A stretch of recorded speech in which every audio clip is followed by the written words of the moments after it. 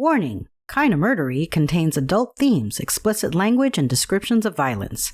It is not suitable for anyone, and we recommend you stop listening now.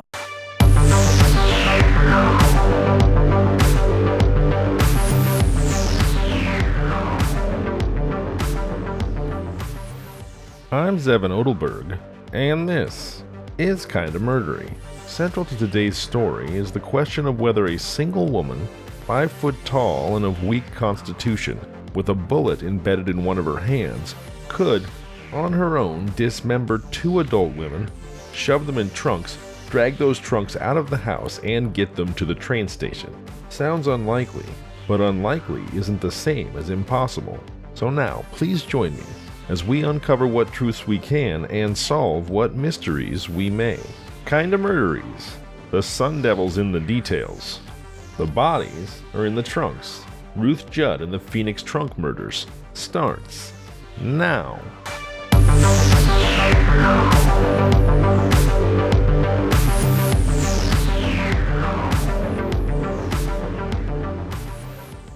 Winnie Ruth McKinnell, known simply as Ruth, was born in Oxford, Indiana on January 29, 1905, to a stern Methodist minister and his wife. Ruth grew up to be a redhead who stood just 5 feet tall. When she was only 17, she married a World War I veteran with an addiction to morphine. Dr. William C. Judd, who was nearly 40, moved Ruth to Mexico, where he tried to find work. His emotional and financial instability led to strain in the marriage, as did Ruth's own failing health. By 1930, the couple was living separately. By that time, Ruth was 25. When Dr. Judd eventually moved to Los Angeles, Ruth ended up in Phoenix, where she became a governess for a wealthy family. It was during this stint that Ruth met John J. Halloran, sometimes referred to as Happy Jack. At 44 years old, Halloran was a successful businessman with many social connections. The story goes that the two would sit on the front porch and talk about their lives, building a deep connection until they developed a romance in spite of the fact that both were married. Ruth found a position as a medical secretary at the Grunau Clinic, where she met an x-ray technician named Agnes Leroy, who went by Anne. Ruth also met Anne's roommate, Hedvig Samuelson, a teacher who went by Sammy. Many sources speculate that the two women were romantic partners. Doctors had diagnosed Sammy with tuberculosis after she and Anne lived in Alaska. The duo then moved to Phoenix, hoping the dry climate would ease the symptoms of her illness. As fate would have it, Sammy and Anne were also acquaintances of Halloran. In fact, the bungalow they rented belonged to him. As fate would have it, huh? I can't help but guess that that was exactly as Happy Jack would have it. He's got a lesbian couple and a young, beautiful housewife on the run, all living in a bungalow that he owns. Sounds to me like he's setting up his own love nest, or maybe the cast of an adult film. The 3 new roommates, Ruth, Sammy, and Anne, likely bonded over the fact that they were all working women, earning money in a time when most women weren't. Ruth moved into Sammy and Anne's 2nd Street bungalow for a short time, but differences erupted between the group, prompting Ruth to move into her own apartment. Supposedly, all 3 women had romantic relations with Halloran at some point, leading to some tension. On October 16, 1931, Anne invited Ruth to the bungalow to play bridge. Ruth had moved out about a week prior. According to one of the common theories, Ruth had plans to see Halloran that night, so she initially declined. When Halloran didn't show, Ruth went to the bungalow after all. Unfortunately, no clear-cut story has emerged detailing the events as they unfolded. Even Ruth's story changed over multiple confessions, letters, and retellings. There is one version of the story that is more compelling than the others, however. That's something we'll be getting into a bit later in the show. One story suggests that Ruth, Anne, and Sammy were hanging out when the group began to argue about Halloran's affections. Sammy allegedly pulled out a .25 caliber handgun, shooting Ruth in the left hand. Anne grabbed the nearby ironing board and beat Ruth with it. The problem with this story is that Sammy was apparently bedridden due to her tuberculosis during this time. Could she have really put up a fight over a gun? In another version of the story, Ruth, armed with a gun and a knife, appeared at the home in the middle of the night while both women were asleep. Phoenix police maintained the women had been shot in their beds. In fact, both mattresses were missing from the home, they'd claimed. Only one mattress was ever found in a vacant lot with no bloodstains. What led to the argument that night? Stories differ. Some say Ruth was jealous that the other women had sexual relationships with Halloran. Others believe Sammy and Ann were angry that Ruth had introduced Halloran to a woman who allegedly had syphilis. Regardless of how it happened, Sammy and Ann both died that night. Ruth dismembered Sammy's body, putting her head, torso, and legs in one shipping trunk. Ruth put the upper portion of Sammy's legs in another box and stuffed Ann into yet another trunk. What happened after she'd trunked the corpses? Well, for the next phase of the story, I'm going to turn to a primary source article I found using my newspapers.com account. This from the Fort Worth Star-Telegram, published on November 1st, 1931, page 8. It's entitled, Mrs. Judd Spends First Night in Jail with Complexion Aids While Law Builds Up Case. Here we go. The strange murder story of Mrs. Judd came to light in Los Angeles on Monday, October 19th, when Baggage Master Anderson of the Los Angeles Southern Pacific Railroad Station noticed blood oozing from 2 trunks. He put the trunks aside and watched for the person calling for them. When a young and very pretty red-headed woman claimed the trunks, Anderson demanded that she open them in his presence. She made the excuse that her trunk keys were at home and left the station. A baggage room attendant took the license number of the automobile in which a young man drove her away, and then the baggage master summoned police, who opened the trunks, finding the dead bodies of 2 women. In the larger trunk was the body identified by letters and personal belongings as that of Mrs. Leroy. The body was clothed in a pink nightgown and shot through the head. In a smaller hand trunk were dismembered portions of the nude body of Mrs. Samuelson, shot 3 times. A missing portion of Mrs. Samuelson's body, cut off from the lower abdomen to the knees, was recovered in still a 3rd receptacle, a suitcase in the woman's restroom in the railroad station.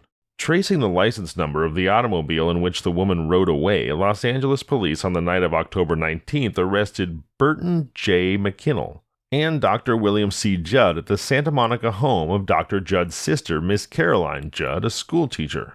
McKinnell admitted that he'd driven his sister, Mrs. Judd, to the railroad station, and that she left the baggage room greatly perturbed with him when refused the trunks. She had asked me to throw the trunks in the ocean for her, McKinnell said. I knew there was something wrong.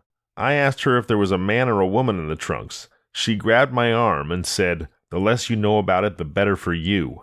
McKinnell said his sister got out of his automobile on a downtown Los Angeles street corner. He further said that he would decline to aid officers to arrest his sister, but issued a statement published in newspapers advising her to give herself up. Dr. Judd issued a similar newspaper plea to his wife, and when 2 days of widespread search produced no sign of the fugitive woman, Dr. Judd retained a firm of attorneys and asked newspapers to print directions giving their telephone number and address so that his wife could call them up. Meanwhile, Los Angeles newspapers posted rewards of $1,000 and $1,500 for Ruth Judd's capture. On Friday, October 23rd, a call came through from Mrs. Judd to attorneys Louis Russell, Richard Cantillon, and Milan Megdovich. Arrangements were made by the lawyers to meet the woman, and the meeting was carried out that afternoon by husband, wife, and attorneys in front of the Biltmore Hotel in the heart of downtown Los Angeles. The attorneys took Mrs. Judd to the undertaking parlor of Gus Alvarez, not 400 yards distant from the courthouse where officers directed 1,000 men in a search for her. They hid her there while arranging with police to surrender her to custody. That evening, officers were directed to the undertaking rooms, and they rushed Mrs. Judd to police hospital, where a bullet was extracted from her left hand. She said the bullet had been fired into her hand by Miss Samuelson. Mrs. Judd then was removed to a hospital ward of the Los Angeles County Jail. Mrs. Judd at first gave a strange and at times highly incoherent account of the deaths of Mrs. Leroy and Miss Samuelson, and how she had wandered for 4 days while evading the murder searchers about Los Angeles. She hinted that she shot the 2 women to save her own life, and then became silent as to the dissecting and transporting of the bodies of her 2 former friends. While the officers were trying to induce her to talk, a woman attendant in a Broadway department store on Saturday, October 24th, brought about the recovery of a torn letter 12 pages long, which Mrs. Judd had written and thrown down a drain pipe in the store. The letter for the first time revealed the cause of her fatal quarrel with the 2 victims, that being an argument the 3 women had after Mrs. Leroy became angry with Mrs. Judd in Phoenix on the night of Friday, October 16th, because Mrs. Judd had introduced a nurse who was ill to J.J. Jack Halloran, wealthy married Phoenix lumberman who'd given presents to all three women.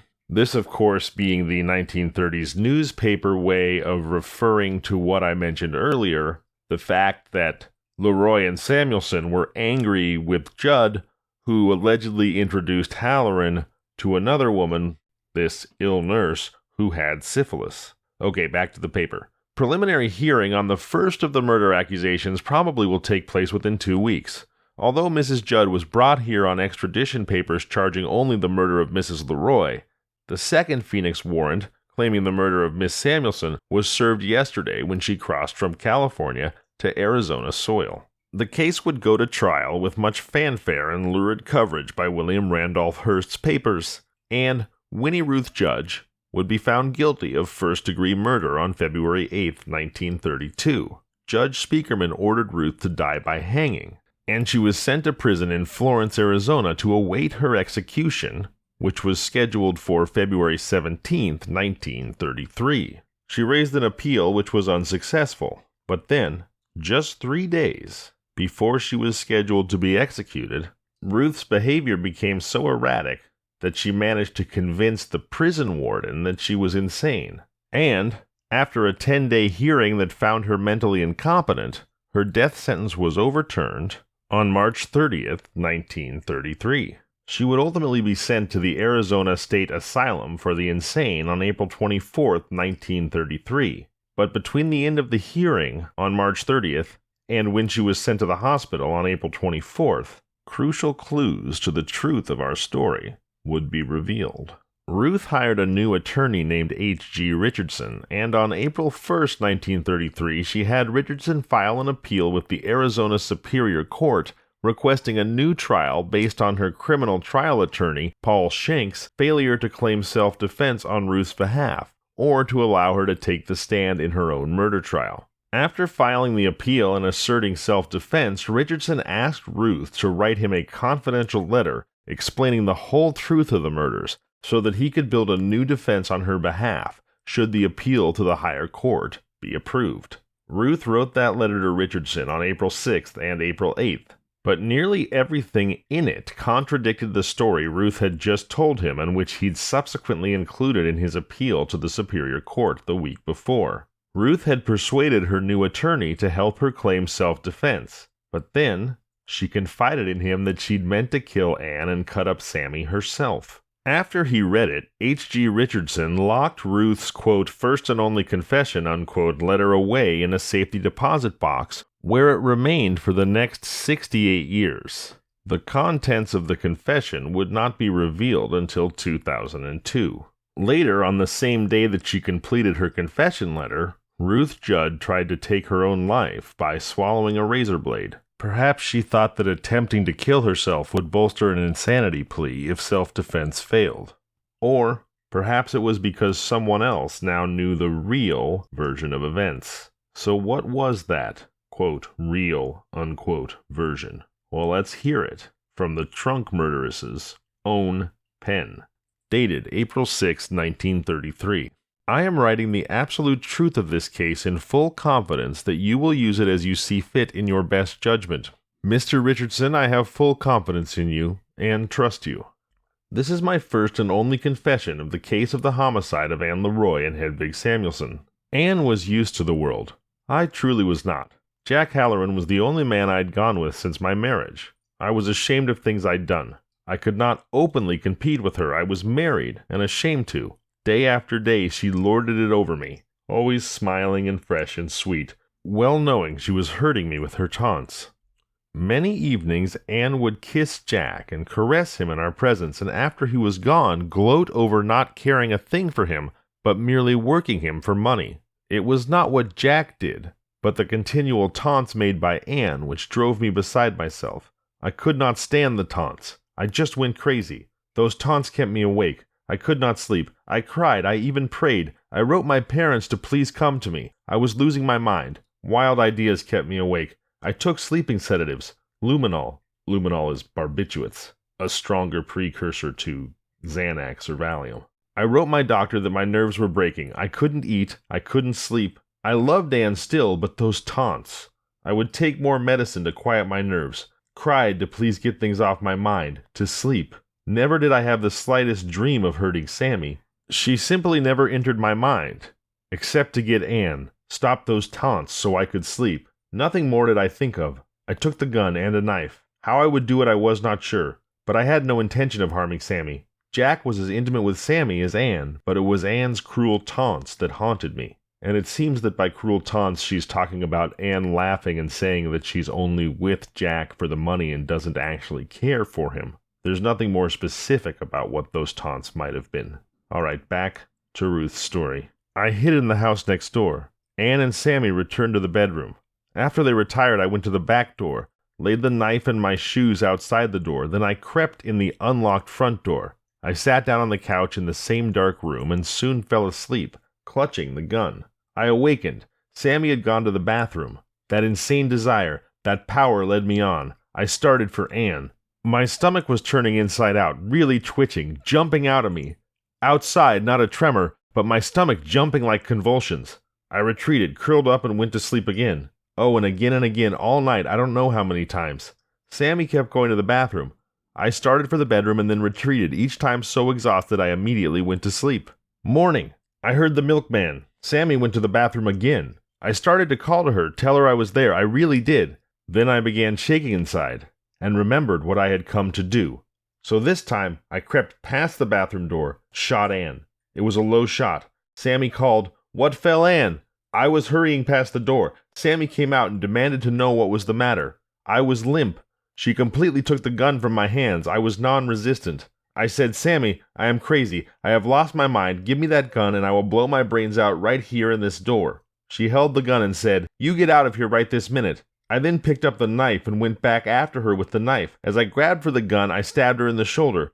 The fight with Sammy in that breakfast room door, her own finger on the trigger when the shot went through her chest. Our fight is all about as I have always related. She shot me through the hand as I grabbed for the gun jammed, we fell to the floor, struggled, and I finally got the gun and shot her, and in my wild state, I really do not remember where in the head. I pulled Sammy into the bathroom, I cleaned up the floor, I pulled in the trunk from the garage.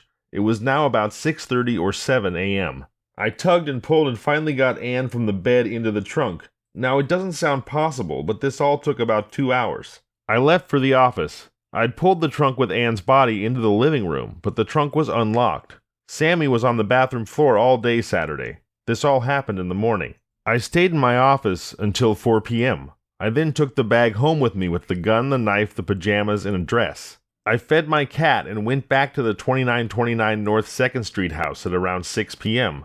I really had nothing definite in my mind, no plans made. In fact, except for an irresistible impulse to get Anne, I had no other plans. I entered the house through the bathroom window, getting a chair from next door to climb in.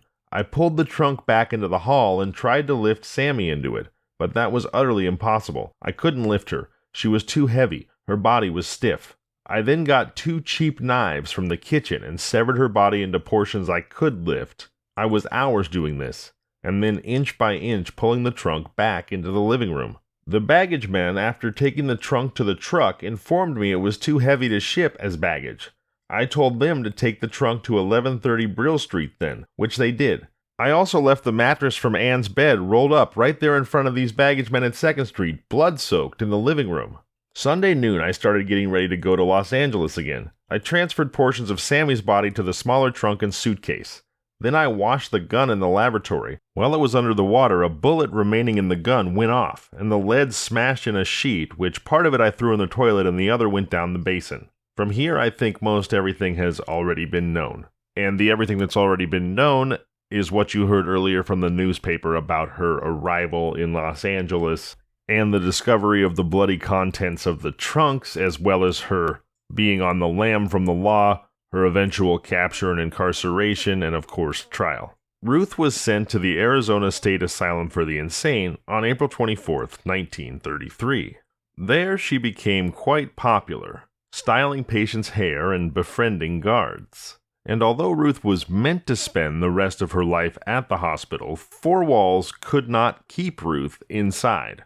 Over the course of her stay, Ruth escaped from the Arizona State Hospital 7 times. In fact, she had a key to the front door. Now remember the confession letter that I just read? Well, thanks to Richardson's safety deposit box, no one ever knew that that letter existed until it was donated to the collection of Arizona State University in 2002.